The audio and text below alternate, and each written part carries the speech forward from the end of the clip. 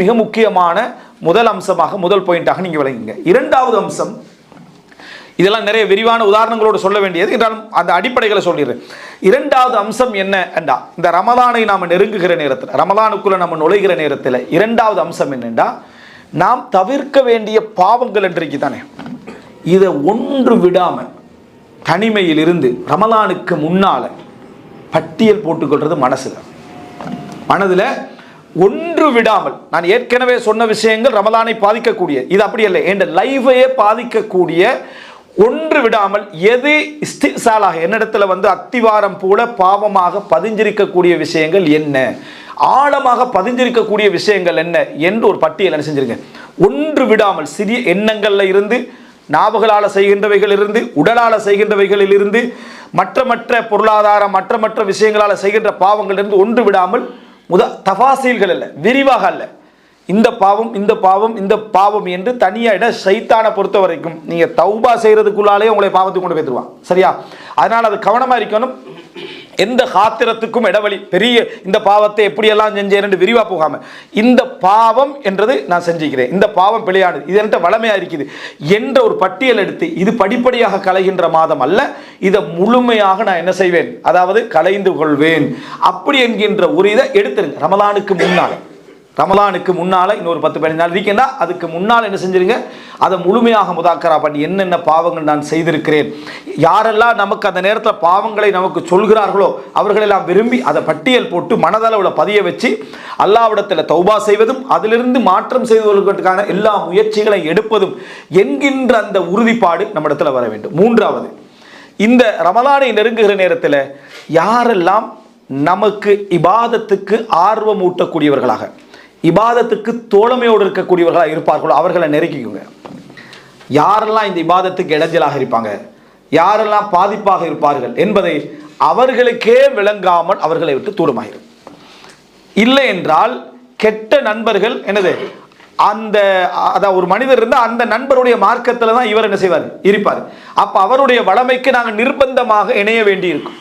அவருடைய நல்லவர்கள்லேயே சிலர் இருப்பாங்கன்னு சொன்னால், என்ன நடந்தாலும் சாப்பிட போய்த்துருவோமா அப்படி என்று எது நடந்தாலும் சரி, நீங்கள் தொழுதாலும் ஒரு முறை சாப்பிட்டு வந்துடுற, அடுத்த ரக்காத்தோடு அடுத்த முறை எங்கேயா குடிச்சிட்டு வந்துடுற, இந்த மாதிரியாக இருந்தாலும் இவர் நம்மளை எந்த அளவுக்கு தூரமாக்குவார், இபாதத்தை விட்டு, வணக்கத்தை விட்டு, துவாக்களை விட்டு, குர்ஆன் ஓதுகளை விட்டு எவ்வளோ தூரமாக்குவார்னு பார்த்து அதில் ஒரு மிகவுமே கவனமாக இருக்க வேண்டும். இது நகைச்சுவாக இருந்தாலும் அலி ரலியல்லாஹு காலத்தில் நடந்த சம்பவம். அபூ சிமால் என்றவரும் நஜ்ஜாசி அல் ஹாரிதி என்று இருக்கிறார். இவர் 2 பேரும் குடிகாரர்கள். சரியா? சாராயம் குடிக்கக்கூடியவங்க. அவர் முடிவெடுத்துட்டார், நஜ்ஜாசி அல் ஹாரிதி முடிவெடுத்துட்டாரு, நம்ம சாராயம் என்ன செய்யறதில்லை, இதுக்கு பிறகு நம்ம சாராயம் குடிக்க ரமலான் வந்துட்டான்னு குதிரையில் போயிட்டு அபூ சிமால் நிற்கிறார். நின்றோடனே சாராயத்தை பற்றி அந்த இப்படி வர்ணிக்கிறார். எல்லாம் கொதிச்சு ரெடியாக இருக்குது, எடுத்தோடனே குடிக்கிறது தான்றார். இப்போ இவர் சொல்கிறாரு, ஒய்ஹக், ரமலான் மாதம், இந்த மாதத்துலேயுமா நீ இதை பேசுகிறா என்று சொன்ன உடனே அவர் இன்னும் கொஞ்சம் வர்ணிக்கிறார் சாராயத்தை.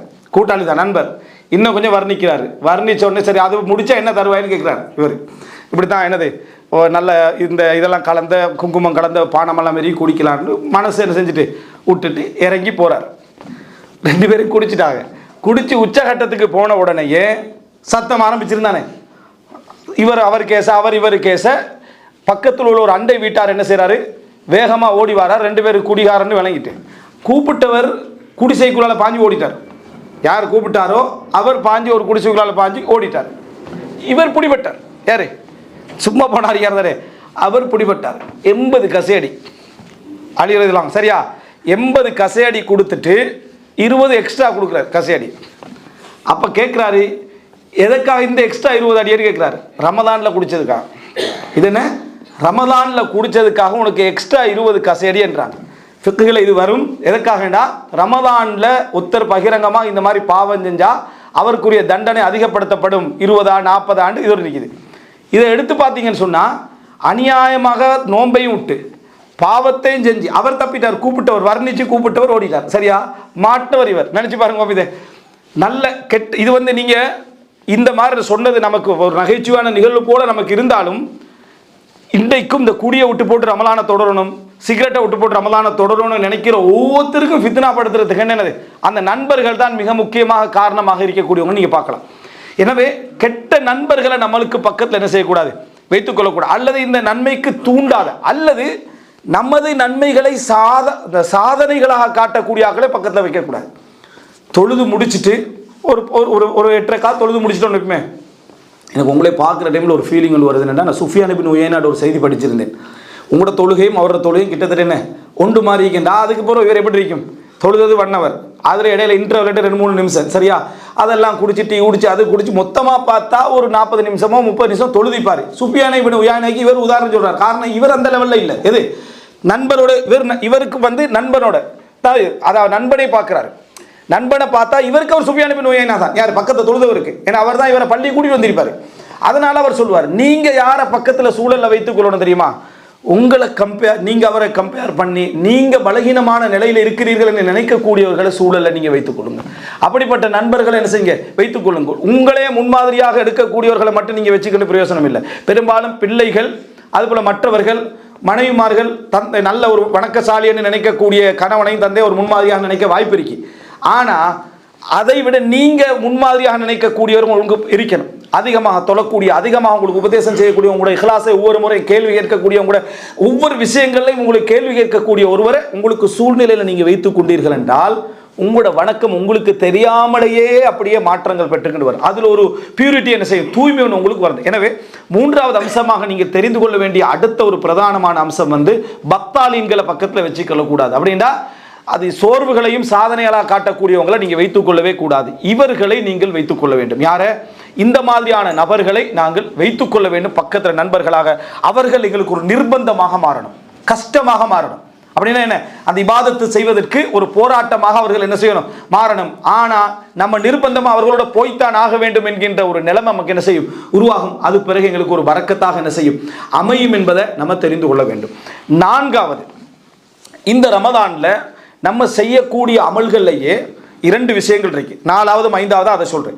4வது என்னென்னா, என்னென்ன வணக்க வழிபாடுகளை நான் செய்யணும் என்று ஆசை வைத்திருந்தேன், செய்யாமல் இருந்திருக்கிறேன், அத்தனை இந்த ரமதானில் பட்டியலை போட்டு அந்த அத்தனை அமல்களையும் செய்கிற முடிவுக்கு வரணும். உதாரணமாக, காலை திக்ருகளை ஓதணும் என்று நிறைய பேர் கனவு கண்டு கழிக்கிறாங்க. ஓதுறவங்க நிறைய பேர் இருக்கிறாங்க, அது வேற. காலை திக்ரை ஓதணும் அப்படி என்று யோசித்துக்கொண்டு இன்னும் யோசிச்சுக்கிட்டே இருக்கிறவங்க நிறைய பேர் இருக்கிறாங்க. காலை திக்ருகளை பாடமாக்குறதுக்கான ஒரு முயற்சி, ஓதுறதுக்கான ஒரு முயற்சி, ஒரு துவா புக்கை வாங்கிடுறது, சஹியான துவாக்கள் என்னென்னு வாங்கிடுறது. காலை திக்ருகளை நீ எதையுமே விடுவதில்லை. மாலை திக்ருகளை இந்த ரமதானில் மாலை திக்ருகளில் எதையுமே விடுவதில்லை. உறங்குகிற நேரத்தில் என்னென்ன திக்ருகள் தரப்பட்டிருக்கோ அவைகள் எதையுமே என்ன செய்யறதில்லை, விடுவதில்லை. என்னென்ன சுண்ணத்துக்கள் அந்த நாளில் இருக்கு. நிறைய பேருக்கு துஹா தொழுகிற ஆசை இருந்துகிட்டே இருக்குது, விளங்கிட்டா. அப்படி அது ஜனாசா தொழும் வரைக்கும் தொடரும். அப்படி இல்லாமல் துஹா தொழணும் என்ற ஒரு முடிவெடுத்து இந்த ரமதானில் என்ன செய்யணும், நம்ம துஹா தொழுகிறணும். அல்லது இரவு தொழுக தொழுதுபடும். மற்ற விஷயங்களை பொறுத்த வரைக்கும் ராத்திபான சுண்ணத்துக்களை தொழுதுறணும், நஃபீல்களை தொழுதுறணும். இந்த மாதிரியான என்னென்ன வணக்க வழிபாடுகள்லாம் நீங்கள் செய்யணும்னு நினைக்கிறீர்களோ, இமாம் இப்னு தைமியா ரஹிமஹுல்லாஹ் வரலாற்றில் வருவதை போல, இமாம் இப்னு தைமியா புறக்கணிக்கப்பட்ட மக்கள் தொழுதுட்டு விடப்பட்ட பள்ளிகளை கண்டு அந்த பள்ளியில் போய் செஞ்சிருவார், ஒரு சுஜூது செஞ்சிருவார், தொழுதுருவார். இது அவருடைய வளமைகளில் உண்டாகிறதுன்னு வருது. என்ன காரணம் என்றால், ஏற்கனவே மக்கள் தொழுத பள்ளி இப்போ தொழுகிற இடமாக அது இல்லை, அது புறக்கணிக்கப்பட்ட நிலைமையில் இருக்கு. அங்கே ஒரு சுஜூதனை செஞ்சிருவார், செய்து விடுவார். நம்ம போகிற இடம் சில அறிஞர்களுடைய வளமைகள் இருந்தது. இதெல்லாம் அறிஞர்களுடைய வளமை நான் சொல்றதெல்லாம் குர்ஆன் ஹதீஸுக்கு முரண் இல்லாதவைகளை, சரியா. வளமைகள் இருந்ததுன்னு சொன்னால் சில இடங்களுக்கு நம்ம போனோம்டா இந்த இடத்துல எனக்கான அல்லாஹ்வுடைய ஒரு சுஜூத் என்ன செய்யணும், எனக்கு இருக்கணும் அப்படின்றது. ஒரு கல்லில் நின்று கொண்டிருந்தாலும் இங்கே ஒரு 2 ரக்காத் சுன்னத்தை என்ன செஞ்சிடணும், நான் அல்லாஹ்வுக்காக என்ன தொழுகிறோன்னு நினைக்கக்கூடியவளை. இது மாதிரி ரமலானுடைய நாட்களில் உங்களுக்கு நீங்கள் ஆசைப்பட்ட வணக்கங்கள் நிறைய விஷயங்கள் செய்யாமல் இருப்பீங்க. நிச்சயமாக அவைகள் எல்லாத்தையும் நீங்கள் எடுத்து பார்த்தீங்கன்னா, இந்த அமல்கள் அனைத்தையும் இந்த ரமலானில் நான் செய்துவிட வேண்டும். அதுக்கார்கள் இந்த எல்லாம் அதில் முக்கியமாக திக்ருகள் என்றது. லா யஸாலு லிசானுக்க ரத்துபன் மின் திக்ரில்லா, அல்லாஹ்வை திக்ர் செய்வது உங்களோட நாவு வந்து என்னது, ஈரமாகிக்கொண்டே இருக்கட்டும் என்று ரசூலுல்லாஹ் சொல்கிறாங்க. இதை இப்னு கைம் அல் ஜௌஸியா ரஹிமஹுல்லாஹ் அவர்கள் வழங்கப்படுத்தார். எப்படி வழங்கப்படுத்துறாருண்டா, திக்ர் ஒரு மனிதன் இப்போ ரமலானில் புரிஞ்சு கொள்வதற்காக சொல்கிறேன். திக்ர் செய்கிற ஒரு மனிதனுக்கு வந்து 2 நிலை இருக்கும்.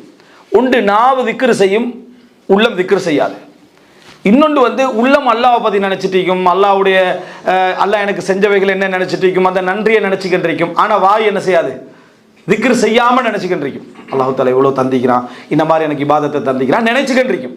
இது வந்து திக்ருல் கல்ப். ஆனால் வாயால் திக்ர் செய்யாது. சில மனிதர்களை அல்லாஹ் தஆலா உள்ள திக்ரில் இருந்து, உள்ளம் சிந்திக்கக்கூடிய திக்ரில் இருந்து அதை ஞாபகம் ஊட்டி வாயால திக்ர் செய்ய வைப்பான். அப்படின்னா என்ன? அல்ஹம்துலில்லாஹ்.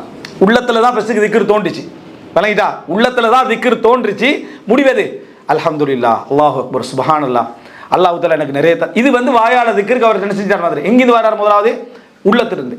சிலர் வாயால அல்ஹம்துலில்லாஹ் சுப்ஹானல்லாஹ்னு சொல்லிக்கிட்டிருப்பாங்க, ஆனா ஒரு வார்த்தை சுன்னத் என்பதற்காக சொல்லிக்கிட்டிருப்பாங்க. அது அப்படியே அவருக்கு எங்க போயிருமெண்டா உள்ளத்துக்கு போயிடும். வாயால திக்ர் செய்து கொண்டிருக்கக்கூடிய ஒரு மனிதர் திடீர்னு சுப்ஹானல்லாஹ் அல்ஹம்துலில்லாஹ் அல்லாஹ் அக்பர் சொல்லி கொண்டிருக்கிற டைம்ல அவருக்கு இயற்கையாவே உள்ளத்துக்குள்ள சிந்தனை போய் அல்லாஹ்வுடைய அருள்கள் ஞாபகம் வர ஆரம்பிக்கும், நன்றி ஞாபகம் வர ஆரம்பிக்கும், பாவங்கள் ஞாபகம் வர ஆரம்பிக்கும். அஸ்தக்ஃபிருல்லாஹ்னு சொல்லக்கூடிய ஒரு இடத்துக்கு அவர் என்ன வருவார். அப்ப பாருங்க, நம்ம திக்ர் செய்ய பழகினோம் என்றால் நமக்கு உள்ளத்துல ஒன்றுமில்லாத நேரத்திலும் அந்த வாயால செய்யற திக்ர் என்ன செய்யும்? உள்ளத்துக்குள்ள ஞாபகங்களை கொண்டு வந்து அதை அதிகப்படுத்தும். உள்ளத்தால நம்ம அல்லாஹ்வை நினைக்கக்கூடியவர்களாக இருந்தோம் என்று சொன்னா அது அப்படியே வாயுடைய திக்ருக்கு என்ன செஞ்சிடும்? வந்துவிடும். எனவே நீங்க எல்லா நிலையிலும் வாயால் திக்ர் செய்யக்கூடிய அந்த இடம் உங்களுக்கு இருக்குமாக இருந்தா சிறப்பு என்னண்டா, உள்ளமும் வாயும் சேர்ந்து யாருடைய திக்ர்கள் ஈடுபடுகிறதோ அந்த திக்ர் தான் மிகச்சிறப்பு. ஆனா எந்த நிலையிலும் திக்ர் செய்கின்றவன் நஷ்டவாளியாக மாட்டான். வாயால் அவன் ஆரம்பிச்சாலும் உள்ளத்துக்குள்ள இல்லாது விட்டாலும் அது உள்ளத்துக்கு வந்து அப்படியே என்ன செஞ்சிடும்? சேர்ந்துவிடும். உள்ளத்தால் ஆரம்பிச்சாலும் அது வாய்க்கும் வந்து என்ன செஞ்சிடும்? சேர்ந்து விடும். இந்த மாதிரியான அமல்கள் எல்லாம் நீங்க தேடி தேடி புரிதல் எடுத்து ரமலானுடைய நேரத்தில் இயன்ற அளவுக்கு ஒரு அமல் விடாமல் இவைகள் எல்லாம் நான் செய்யணும் என்ற ஒரு வளமை நீங்க எடுத்துக்கொண்டு வந்தீங்கடா உங்களுக்கு இன்னும் இன்னும் ரமலானுடைய நேரங்களும் காலங்களும் இன்னும் பொன்னானதாக என்ன செய்ய மாறும்.